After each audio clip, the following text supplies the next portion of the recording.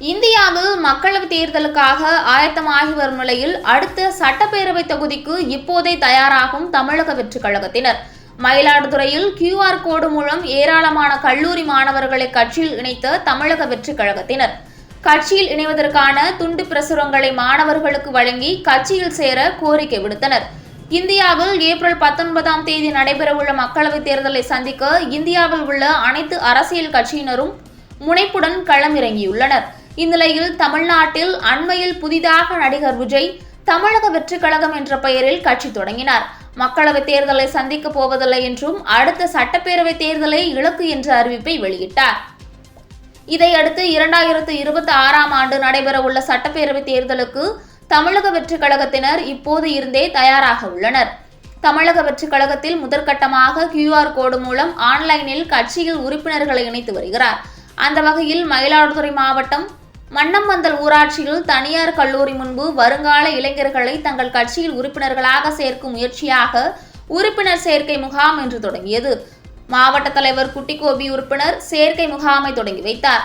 இதில் கல்லூரி மாணவர்களை குறிவைத்து களமிறங்கிய கட்சியினர் கல்லூரிக்கு செல்லும் மாணவ மாணவிகளிடையே வாட்ஸ்அப் மற்றும் டெலிகிராம் QR கோடு அச்சிடப்பட்ட துண்டு பிரசுரங்களை வழங்கினார். QR கோடு பயன்படுத்தி புதிய உறுப்பினர்களையும் கட்சியில் இணைத்தார். இதில் ஏராளமான கல்லூரி மாணவ மாணவிகள் ஆர்வமுடன் கட்சியில் தங்களை இணைத்துக் கொண்டனர்.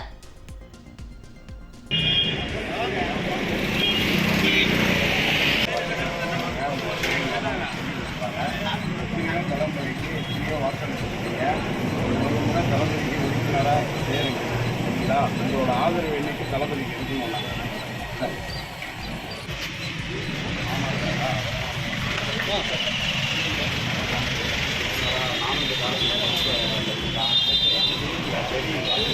தளபதி வெற்றி கழகத்தில் ஃபேமிலியில் உள்ள எல்லாருமே சேரணும். ஆதரவு கொடுங்க. மக்களுக்கு எப்படி ஸ்கேன் பண்ணுறது வாட்ஸ்அப் மூலியாகவும் பண்ணலாம். அது பண்ணி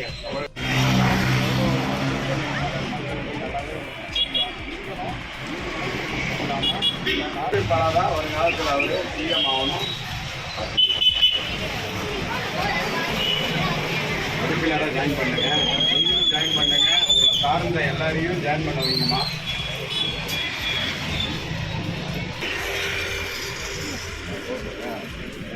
இல்லை அதை ஸ்கேன் பண்ணிவிட்டு அப்புறம் காமிங்க.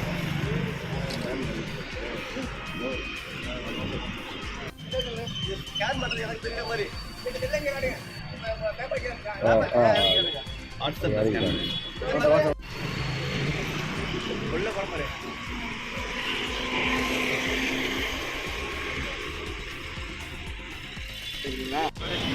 ஒரு சாப்பிடுங்க.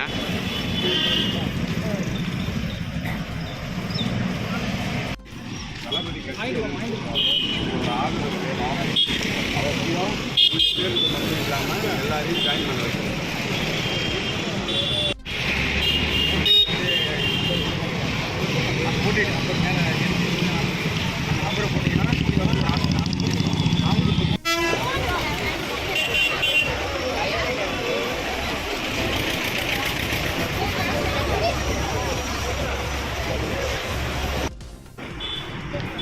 ராஜா இருக்கலாமா?